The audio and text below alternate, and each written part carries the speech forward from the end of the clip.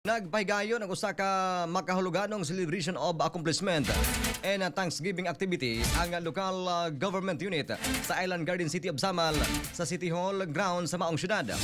Ang mga aktibidad nga nagiusa sa tanang public servants nagsilbing paagi sa pagdayeg sa mga trabahante sa usa ka tuig nga dedikado nga serbisyo nga positibo nakaapekto sa kinabuhi sa mga Samalenyo.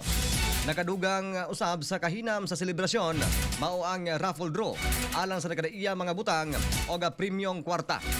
Mahinamon nga nagpaabot ang mga empleyado sa pag-anunsyo sa mga mananaog nga adunay dagkong premyo, nakiptang upat ka mga bag-ong motor scooter o napulo ka mga bikes.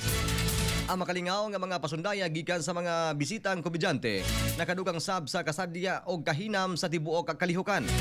Ang pag-ila pasalamat o malipayong kalihukan nagpahinumdum sa mga empleyado sa kagamhanan sa nakabayan nga ang kalampusan labing makabot uban sa dedikasyon o teamwork.